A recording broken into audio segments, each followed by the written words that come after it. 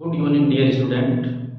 आज के इस क्लास में हम अध्ययन करेंगे प्रेजेंट परफेक्ट टेंस का। हम ये जानेंगे कि प्रेजेंट परफेक्ट टेंस क्या होता है, हेल्पिंग वर्ब उसके क्या होते हैं, मेन वर्ब उसके क्या होते हैं, किस तरह से प्रेजेंट परफेक्ट टेंस का प्रयोग करते हुए हिंदी से इंग्लिश में वाक्य को ट्रांसलेट किया जाता है। आइए सबसे पहले हम ये जानते हैं कि हम ये कैसे पहचानेंगे कि जो वाक्य लिखा है हिंदी का वो प्रेजेंट परफेक्ट टेंस का है। सबसे पहली चीज तो आप ये समझ लीजिए कि इसमें जो शब्द है परफेक्ट उसका मतलब होता है पूर्ण, यानी कि जब काम पूर्ण हो चुका है तब हम उसे कहते हैं परफेक्ट एक्शन, और अगर हाल ही में पूर्ण हुआ है और उसका प्रभाव वर्तमान तक है तो हम उसे कहते हैं प्रेजेंट परफेक्ट टेंस। इसके अलावा हम ये जान लेते हैं कि अगर कोई वाक्य है जिसके अंत में चुका है, चुकी है, चुके हैं, या है, ई है, ए है, अगर ये आते हैं तो ये हम मान लेते हैं कि वो जो वाक्य है वो प्रेजेंट परफेक्ट टेंस में है। आइए हम जानते हैं कि इसका हेल्पिंग वर्ब क्या है। हेल्पिंग वर्ब है हैज। हैज का प्रयोग होगा जब सब्जेक्ट सिंगुलर होगा तब। उसके बाद हैव का प्रयोग तब होगा जब सब्जेक्ट प्लूरल होगा। और प्रेजेंट परफेक्ट टेंस में मेन वर्ब का थर्ड फॉर्म लगता है। आइए हम सबसे पहले हम शुरू करते हैं अफर्मेटिव सेंटेंस। तो अफर्मेटिव सेंटेंस जो होता है, अफर्मेटिव सेंटेंस का स्ट्रक्चर होता है सबसे पहले सब्जेक्ट हैज है, वर्ब का थर्ड फॉर्म, ऑब्जेक्ट और लास्ट में अदर वर्ब। यहाँ पे एक वाक्य लिखा हुआ है, वह खाना पका चुकी है। देखिए वाक्य की क्रिया के अंत में क्या है, चुकी है, तो क्या मानेंगे हम, ये जो वाक्य है वो प्रेजेंट परफेक्ट टेंस में है। तो प्रेजेंट परफेक्ट टेंस के हिसाब से इसको हम बनाते हैं। सेंटेंस है अफर्मेटिव का, सबसे पहले सब्जेक्ट लिखेंगे और सब्जेक्ट है वह, चुकी है यानी स्त्री है तो क्या लिखेंगे हम, सी। हेल्पिंग वर्ब लिखेंगे हैज क्या है, अब सी एक वचन है तो लिखेंगे हैज। उसके बाद वर्ब का थर्ड फॉर्म, काम क्या हो रहा है, पकाने का, पका चुकी है, पकाना कुक मतलब होता है, और कुक का थर्ड फॉर्म लिखेंगे तो हो जाएगा सी डबल ओ के ए बी, कुक्ड। पका चुकी है, क्या पका चुकी है, खाना, तो फूड। इस तरह से आपका वाक्य हिंदी से इंग्लिश में ट्रांसलेट हो गया। आइए अगला देखते हैं, वे अपना काम पूरा कर लिए। देखिए वाक्य की क्रिया के अंत में या है, ई है, ए है, अगर आ जाए तो हम समझ जाएंगे कि प्रेजेंट परफेक्ट टेंस है। तो ए है आया तो समझ गए कि हम प्रेजेंट परफेक्ट टेंस में है। आइए इसके बाद की रचना करते हैं इसमें। अफर्मेटिव सेंटेंस है तो सबसे पहले हम स्ट्रक्चर के हिसाब से सब्जेक्ट लिखेंगे। सब्जेक्ट वो होता है जो काम करता है। काम कौन कर रहा है, वे अपना काम पूरा कर लिए हैं। पूरा करने का काम कौन कर रहा है, वे, इंग्लिश होती है दे, ये अच्छी बात। और दे बहुवचन है इसलिए इसके साथ लगेगा हैव, दे हैव। वर्ब का थर्ड फॉर्म लिखना है, पूरा करना, कंप्लीट मतलब होता है, कंप्लीट का थर्ड फॉर्म होता है completed, C O M P L E T E D, completed. अपना काम, तो दे के लिए अपने की अंग्रेजी होती है their, T H E I R, their. काम के लिए work, W O R P. इस तरह से कोई भी वाक्य अगर होगा प्रेजेंट परफेक्ट टेंस का और अफर्मेटिव सेंटेंस का होगा तो इस स्ट्रक्चर के सहारे आप उसे जो है हिंदी से इंग्लिश में ट्रांसलेट कर पाएंगे। आइए अब अगला देखते हैं नेगेटिव सेंटेंस। अगर नेगेटिव सेंटेंस होगा तो बस एक सिंपल सा जो है काम करना है, हेल्पिंग वर्ब के तुरंत बाद हमें नॉट लगा देना है। वह खाना नहीं पका चुकी है, देखिए नेगेटिव सेंटेंस है, चुकी है प्रेजेंट परफेक्ट का है। तो आइए देखते हैं, सबसे पहले सब्जेक्ट वह यानी कि सी, एक वचन है तो हैज, नेगेटिव भी है तो नॉट, पकाना कुक मतलब होता है कुक्ड, फूड खाना।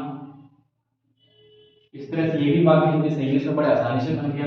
आइए अगला देखते हैं, वे अपना काम पूरा नहीं किए हैं, नहीं आ गया तो नेगेटिव सेंटेंस। सबसे पहले सब्जेक्ट दे, वे, दे बहुवचन है इसलिए क्या करेंगे हैव, नेगेटिव है तो हैज है तो तुरंत बात लगता है नॉट। वर्ब का थर्ड फॉर्म पूरा करना, कंप्लीट, कंप्लीटेड, COMPLETED, कंप्लीटेड। अपना काम तो दे के लिए अपने की अंग्रेजी दियर, THEIR, दियर। वर्क, ये भी बड़े आसानी से बन गया। आइए अगला देखते हैं इंट्रोगेटिव सेंटेंस। अब जब इंट्रोगेटिव सेंटेंस पढ़ते हैं हम तो इंट्रोगेटिव सेंटेंस में दो स्ट्रक्चर पढ़ते हैं। एक वो स्ट्रक्चर होता है जिसमें क्या, ये जो शब्द है वो पहले आता है, जैसे क्या वह खाना पका चुकी है। इसके अलावा क्या वे अपना काम पूरा किए हैं। देखिए क्या पहले आया, क्या पहले आया। अब जब क्या पहले आता है तो हम सबसे पहले हेल्पिंग वर्ब को लिखते हैं। देखिए स्ट्रक्चर में भी देखिए हैज है पहले आ गया है, ये हेल्पिंग वर्ब है। तो हेल्पिंग वर्ब करता है सब्जेक्ट के हिसाब से। सब्जेक्ट क्या है, वह खाना पका चुकी है, तो वह यानी कि सी सब्जेक्ट होगा। और सी एक वचन है तो उसके लिए लगता है हैज। फिर हैज है हो गया तो उसके बाद सब्जेक्ट सी। उसके बाद वर्ब का थर्ड फॉर्म कुक माने पकाना, तो कुक्ड। पका चुकी है, क्या पका चुकी है, खाना, तो फूड। और अंत में प्रश्नवाचक चिन्ह। तो हैज सी कुक्ड फूड, क्या वह खाना पका चुकी है। आइए अगला देखते हैं क्या वे अपना काम पूरा किए हैं। क्या पहले आया तो स्ट्रक्चर के हिसाब से सबसे पहले हैज है या हैव लिखना है। तो यहाँ पे जो सब्जेक्ट है वे THEY दे का मतलब होता है और दे प्लूरल है, इसलिए यहाँ पे लगेगा हैव। फिर सब्जेक्ट दे, हैज है हो गया, सब्जेक्ट हो गया। वर्ब का थर्ड फॉर्म पूरा करना, तो कंप्लीटेड, COMPLETED, कंप्लीटेड वर्ब का थर्ड फॉर्म हो गया। अपना काम, फिर दे के लिए अपने की अंग्रेजी दियर, THEIR, दियर। वर्ब, ये भी हो गया। तो कोई भी जो है सेंटेंस होगा इंट्रोगेटिव सेंटेंस जिसमें क्या पहले आएगा और वो प्रेजेंट परफेक्ट टेंस का होगा, तो इस स्ट्रक्चर के सहारे आप बड़े आसानी से उसे हिंदी से इंग्लिश में ट्रांसलेट कर सकते हैं। आइए अब अगला देखते हैं। क्वेश्चन वर्ड अगर बीच में आ जाए तो इंट्रोगेटिव सेंटेंस हो और क्वेश्चन वर्ड बीच में आ जाए तो हम क्या करेंगे। सबसे पहले हम क्या लिख देते हैं, क्वेश्चन वर्ड, बस यही परिवर्तन है और कुछ नहीं। बाकी उसके बाद यही स्ट्रक्चर अप्लाई कर देते हैं। देखिए यहाँ पे लिखा हुआ हैज है सब्जेक्ट, वर्ब का थर्ड फॉर्म ऑब्जेक्ट और अदर वर्ड। तो वह खाना कब पकाई है, अभी जो कब है ये क्वेश्चन वर्ड, तो सबसे पहले हम लिखेंगे कब की स्पेलिंग। और कब होता है व्हेन का मतलब, तो हो जाएगा व्हेन, क्वेश्चन वर्ड हो गया। उसके बाद हैज या हैव लगाएंगे, वो सब्जेक्ट के हिसाब से लगता है। वह पकाई है तो सी सब्जेक्ट हो गया और सब्जेक्ट सी सिंगुलर है, इसलिए क्या लगा देंगे हैज।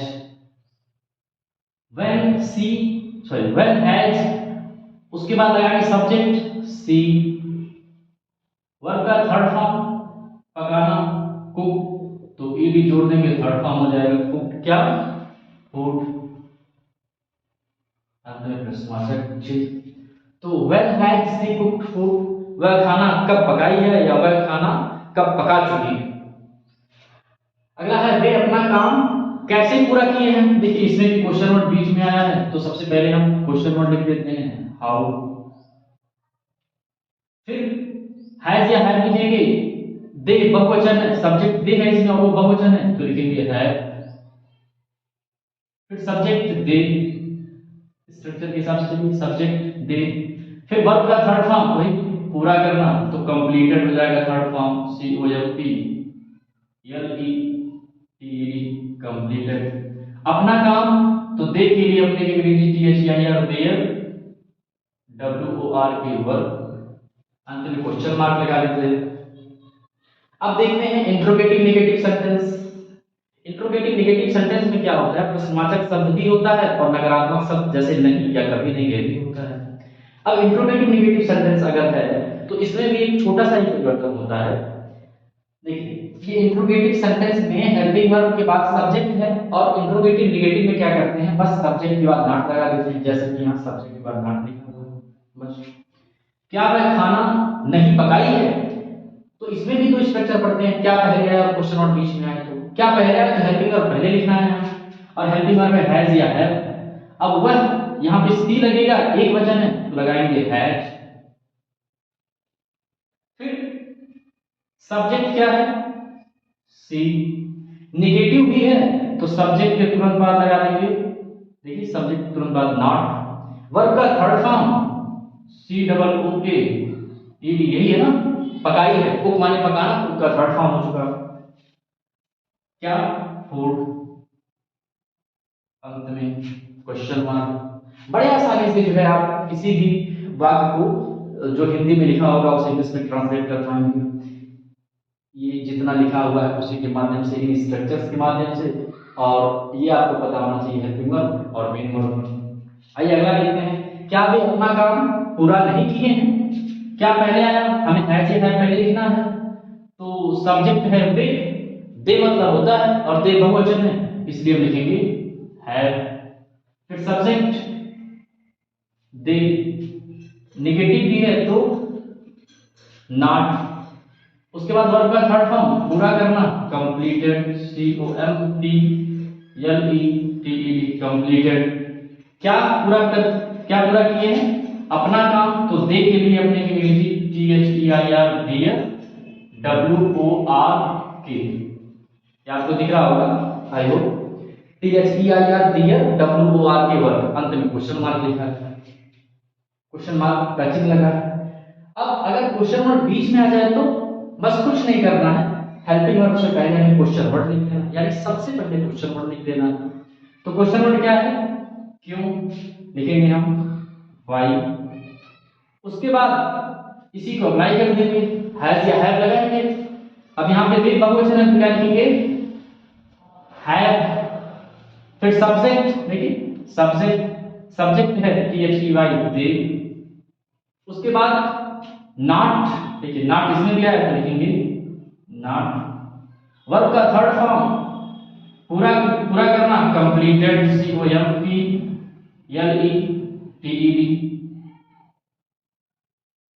दिख रहा होगा, C O M P L E T E D. पूरा किए हैं क्या, अपना काम, तो their verb, T H E I R their. अगर दिख नहीं रहा होगा तो सुन लीजिए, मैं बोल रहा हूँ इसमें, T H E I R dear W O R K, W O R K, अंत में क्वेश्चन मार्क का चिन्ह लगा देते हैं। इस तरह से कोई भी अगर वाक्य होगा प्रेजेंट परफेक्ट टेंस का, आपको हेल्पिंग वर्ब पता हो, मेन वर्ब पता हो, और अफर्मेटिव, नेगेटिव, इंट्रोगेटिव और इंट्रोगेटिव नेगेटिव सेंटेंस का स्ट्रक्चर पता हो, और आप ये पहचान पाएं कि किस तरह का वाक्य है जो हिंदी में लिखा हुआ है। तो जिस तरह का वाक्य है, अफर्मेटिव सेंटेंस है तो अफर्मेटिव सेंटेंस के स्ट्रक्चर पर, नेगेटिव सेंटेंस है तो नेगेटिव सेंटेंस के स्ट्रक्चर पर, इंट्रोगेटिव है तो इंट्रोगेटिव सेंटेंस के स्ट्रक्चर पर, इंट्रोगेटिव नेगेटिव सेंटेंस है तो इंट्रोगेटिव नेगेटिव सेंटेंस के स्ट्रक्चर पर अगर आप उसको सेट कर देते हैं तो वो बड़े आसानी से हिंदी से इंग्लिश में ट्रांसलेट हो जाएगा। उम्मीद है ये पूरा आपको समझ में आया होगा, और अगर ये आपको पूरी तरह से समझ में आया है तो कमेंट बॉक्स में जरूर बताइएगा। आज के लिए बस इतना ही, फिर मिलते हैं हम अगली वीडियो में। तब तक के लिए wish you all the best and जय हिंद।